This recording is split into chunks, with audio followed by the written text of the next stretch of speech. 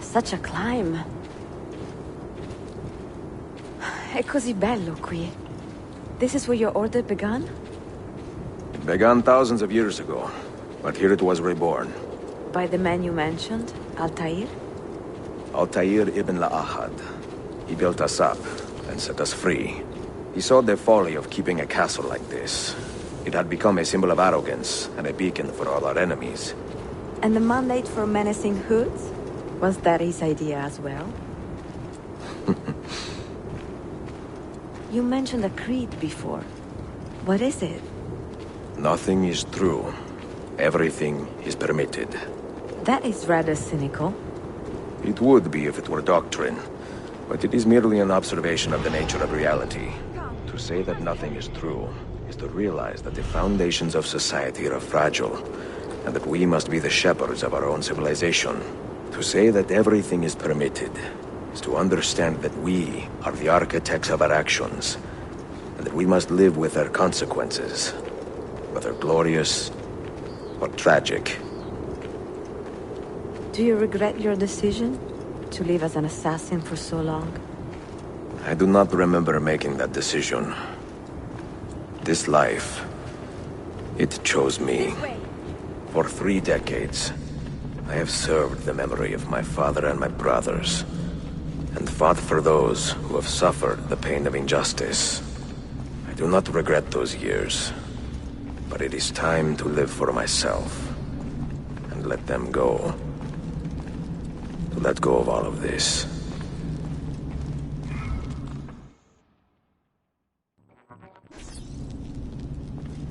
Then let go. You will not fall far.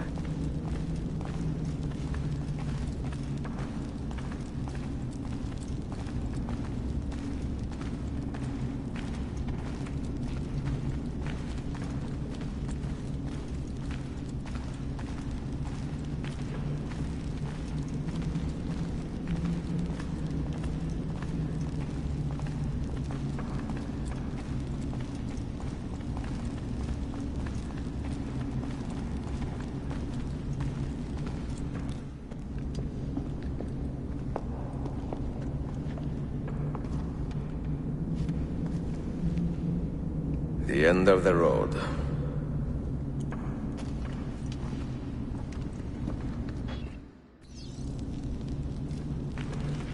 What do you hope to find behind that door? Knowledge, above all else. Altair was a profound man and a prolific writer. He built this place as a repository for all his wisdom. He saw many things in his life, and learned many secrets, both troubling and strange. Knowledge that would drive lesser men to despair. Does that worry you? Sophia, you should know by now that I am not a lesser man. Ezio. Did Altair leave behind any clues? Perhaps something only those with heightened senses can see. Those diagrams look like constellations, Ezio. Capricorn, the Eagle, the Sagittarius. Perhaps the keys belong to one of them. Did Altair leave behind any clues? Perhaps something only those with heightened senses can see.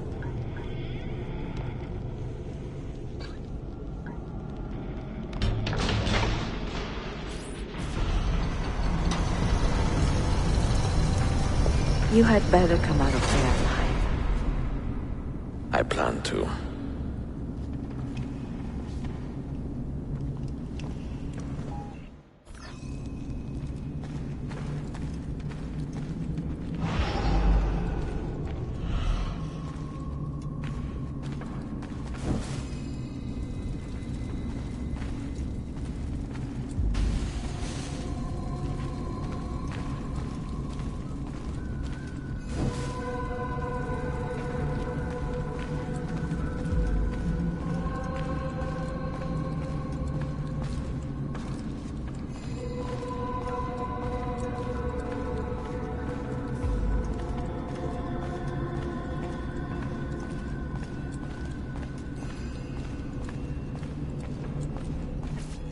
No books.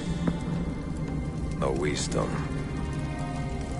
Just you, fratello mio.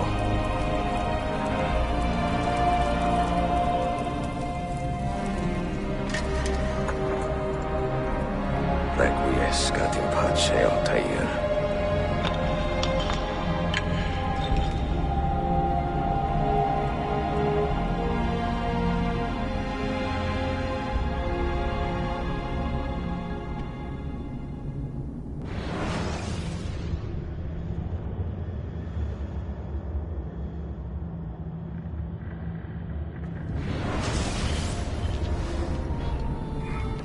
You have seen to my books. Yes. Some we sent with the Polos. The rest will go with me to Alexandria. Good. Very good. Father, I do not understand. Why did you build a library if you did not intend to keep your books? You should go. When the Mongols return, Masyaf must be empty. I see. This is not a library at all. It is a vault. It must stay hidden, Darim. Far from eager hands. At least until it has passed on the secret it contains. What secret? Go, son. Go be with your family. And live well. All that is good in me began with you, Father.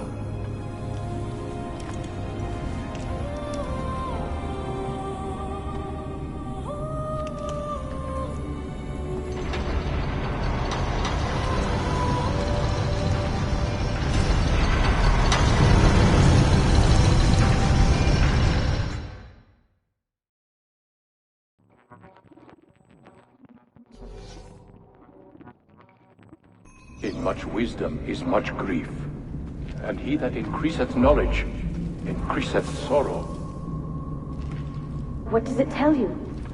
What do you see? Strange visions and messages of ones who came before, of their rise and their fall. But what happens to us, Altair? To our family? What does the apple say? Who were the ones who came before? What brought them here? How long ago? Get rid of that thing! This is my duty, Maria.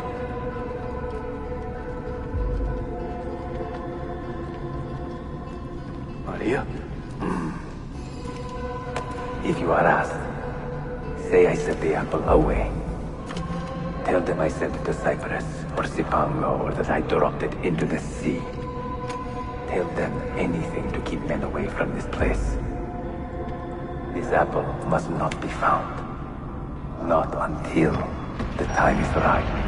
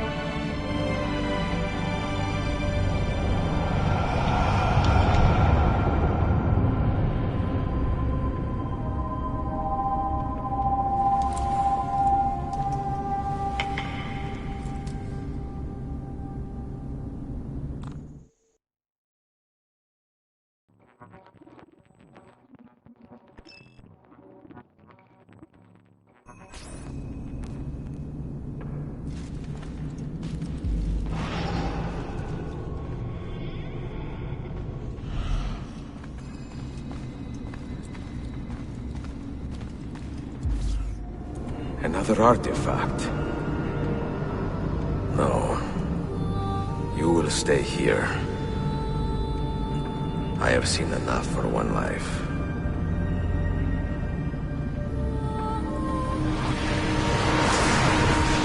Desmond? He's talking to me? I heard your name once before, Desmond. A long time ago. And now it lingers in my mind, like an image from an old dream. I do not know where you are, or by what means you can hear me. But I know you are listening.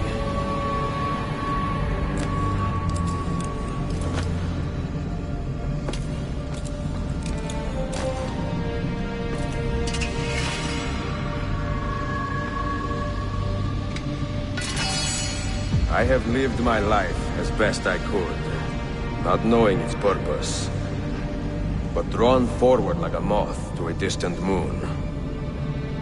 And here at last, I discover a strange truth. That I am only a conduit for a message that eludes my understanding. Who are we, who have been so blessed to share our stories like this? To speak across centuries.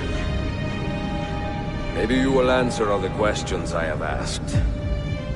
Maybe you will be the one to make all this suffering worth something in the end. Now, listen.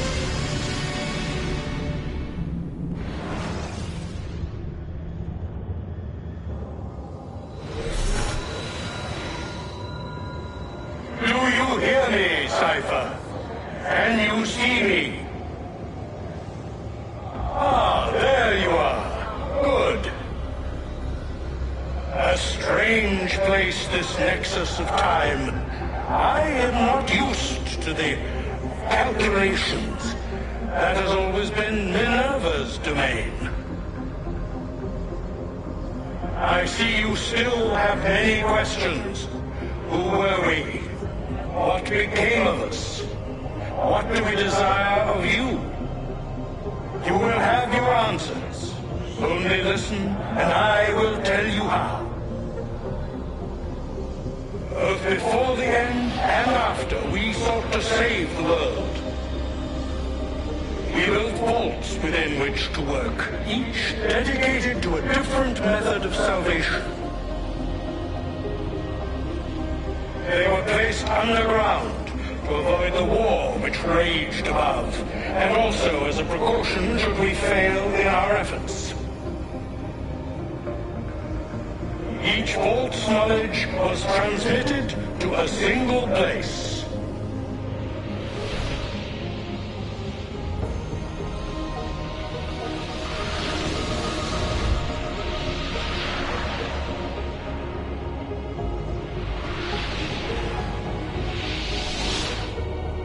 It was our duty, mine, Minerva's, and Juno's, to sort and sample all that was collected. We chose those solutions which held the most promise, and devoted ourselves to testing their merits. 6 we tried in succession, each more encouraging than the last, but none worked. And then the world ended.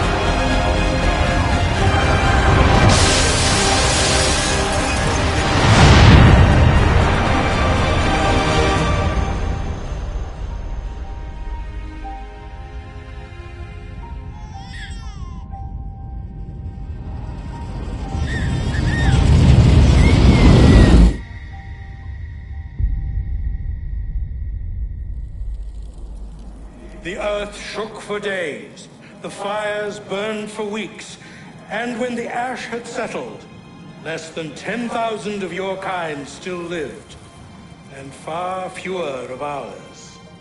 But we carried on, together, to rebuild, to renew. Listen, you must go there, to the place where we labored and lost. Take my words, pass them from your head into your hands. That is how you will open the way. But be warned, much still remains in flux, and I do not know how things will end, either in my time or yours.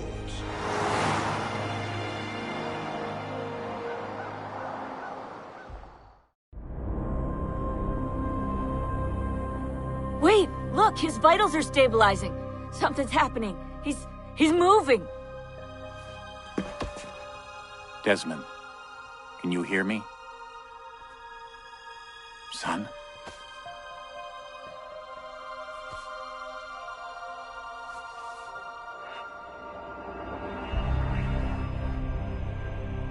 I know what we need to do.